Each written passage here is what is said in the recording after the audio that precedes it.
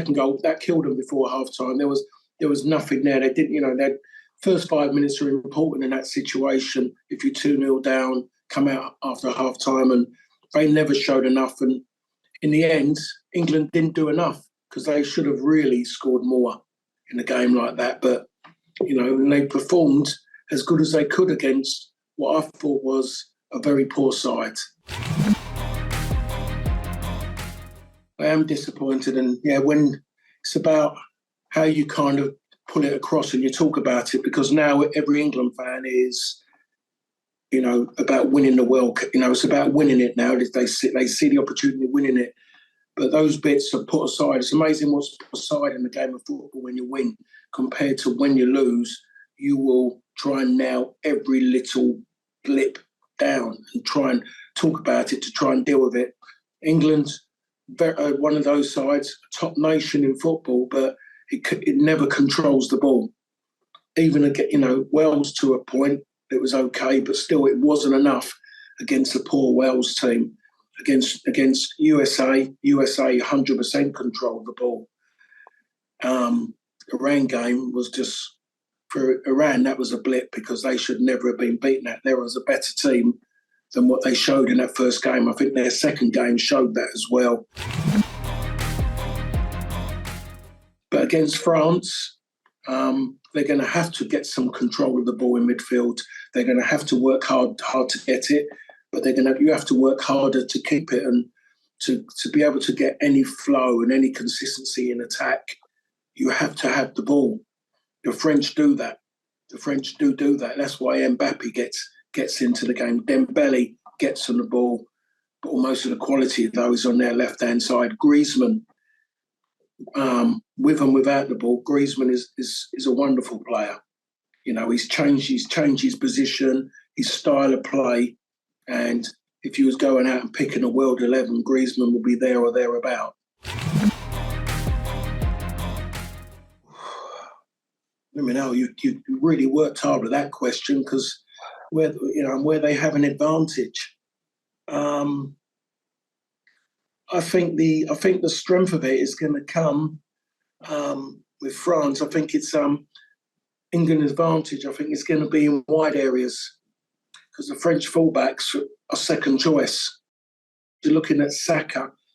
There's a good chance, because it's an English mentality, that they've got a very good. Any team that's got a very, very good wide player, you would ask your right-sided player to either try and stop the ball getting to his feet, or in theory, try and, like you say, track back and get goal side of him, so you end up double teaming him. So then that stops the flow going the other way, which is a big problem. But Mbappe's that clever. What he would do is mostly shift into the middle to ask the question: is Saka going to track back all the way and then go into the park? So, and then that leaves it open for Hernandez to come in and play in that left-hand side area. And then, again, that overloads that area, and that gives you an extra man in midfield to use to pass through. Another option to keep the ball better. So it's a difficult one, but what England are going to do about it? As much as Dembele, I call him a fizzy drink, because you take the top off and he just goes mad and he goes flat very, very quickly.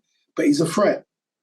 If you let him on his left foot, he's a threat. If you force him on his right foot, he's nowhere near a threat on his right side. He's not comfortable, doesn't want to use it. So it's the wide areas that England where England have got a strength. But it's the bit, though, if they're not assured and there's no belief and they're not positive, and they use it as a defensive ploy to stop the French playing, England are never going to get forward, because through the middle, we're never going to pass. We don't pass through teams. Senegal, we don't pass through them. It was just naivety and ill discipline, the reason why England scored that first goal. They didn't have to work hard for it. So that is going to be the big, big problem. I mean, it's a wonderful chance, because the French are missing at least 5 first-choice players. So that gives them advantage. The difference is that the problem is that French are still very good. Those players that brought in are very good. We saw the French second string against Tunisia, and they're poor. Very, very poor. Mbappe is the quickest player I've ever seen in my life. But then as well, he's quick as well, but he's got a brain that might be even quicker. Normally it's one or the other. He's got both of them, and he plays with an arrogance as well that he so much believes in his ability. And he gets a pass about his defending. Messi has had a pass for years about his defending, and he delivers going the other way. Mbappe is exactly the same. Different styles, but exactly the same. The players are willing to forsake him defending because they know he can win them games, as we saw yesterday with him. So I would have, in answer to your question, how do they stop him? I think they've just got to play him at his normal game. Kyle Walker won't match him for pace. 100%. I think everyone has. I mean, if you're talking about a step backward, it seems like he's taken a step backward and he's actually fallen off the cliff. To be perfectly honest, the way he's gone, starting from Chelsea, where he suddenly ended up, with a Champions League medal, and I think he won the competition's Golden Gloves as well for that best goalkeeper, whatever they want to call it. And then he's hit a patch where all of a sudden he can't kick the ball. He's been caught in possession with the ball. Everything's gone wrong for him. And being a goalkeeper is a different mentality. I can talk about football and mentality, but I can only talk about 10 outfield players. I can't talk about a goalkeeper because the goalkeeper is the only person who really is almost like an individual footballer. It's a different criteria. So what's in his head at the moment? He's not his leading goalkeeper at his club anymore. He's been overtaken by a goalkeeper who had the same problem, who had the same problems that he's had. So on his mental strength, it's well below par. And you could just see that yesterday as well. There was no you could not believe. He didn't give you that belief that he was unbeatable. And when you look at him, who they rely on, and the fact that Mane hasn't kicked a ball in anger, you can see why Senegal got to that position. There was no belief they was ever going to win that game. He's not happy. It's as simple as that. He's not happy where he is. He's not happy about the way he's being treated. He's not happy in the role he's playing. It's as simple as that. I saw him play for Ajax on numerous occasions. And when Chelsea signed him, I thought, and they signed him so early, I thought, what a great signing. They've gone and done it early before anyone else can snap around and put things in his head. And they got a really, really good player. And I'm sure a lot of Chelsea fans know that as well about him.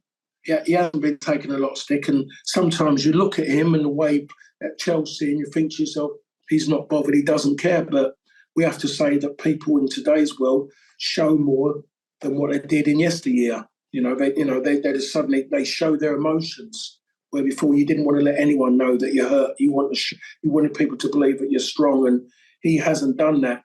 He goes to his next club. If Chelsea were to let him go, if he didn't fit into Graham Potter's plans, and you're going to get an incredible footballer. I'm hoping that Graham Potter has watched his tournament, seen how Morocco have used him and what he's about, and says to himself, I can work with that. Because for me, thinking about Graham Potter at Brighton and how Brighton played and the way they interchanged and moved around, and he got low-budget players to suddenly play like top-budget players week in, week out, tells me that him, the way he is, should be able to do that.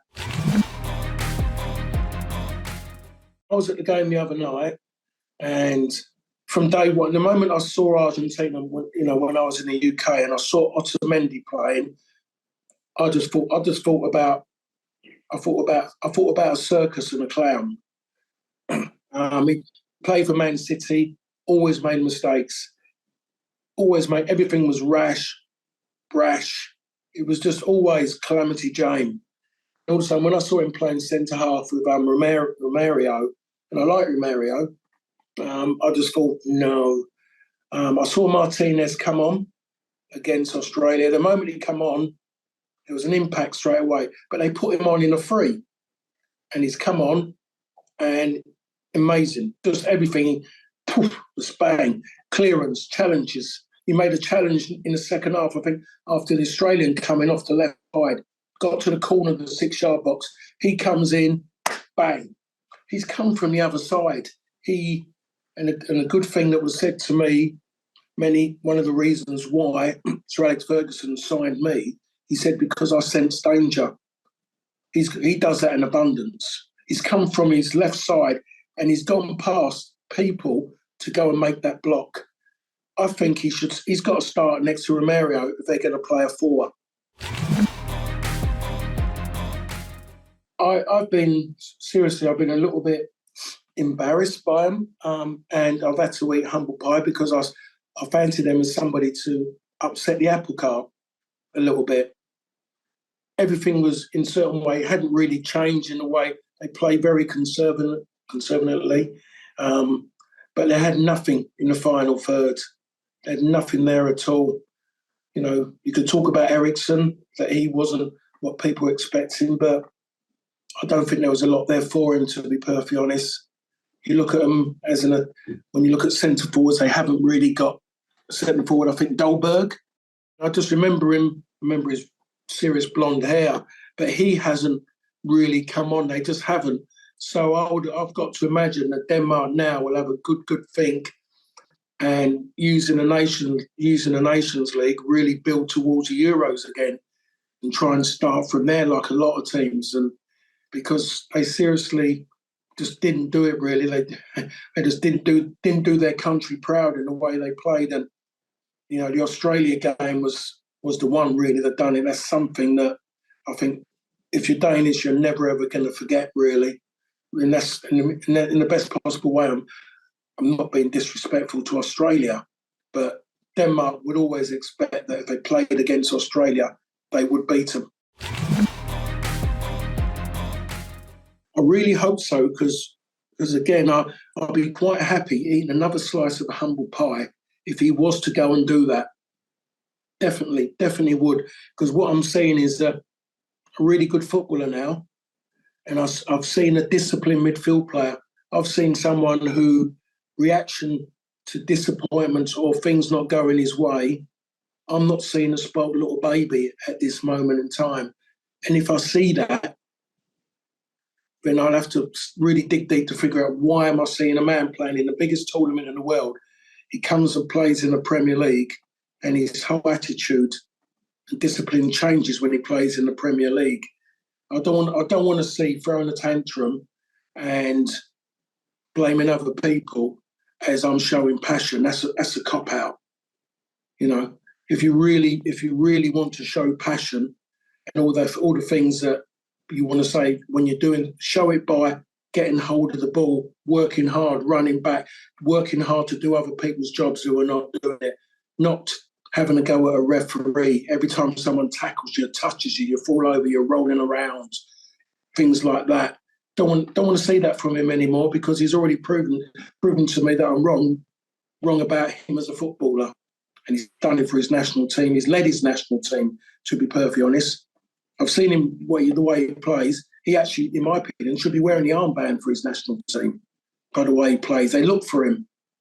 He should be wearing the armband not because he's a PR machine. He should be wearing it because of he's a footballer and he's respected by his teammates.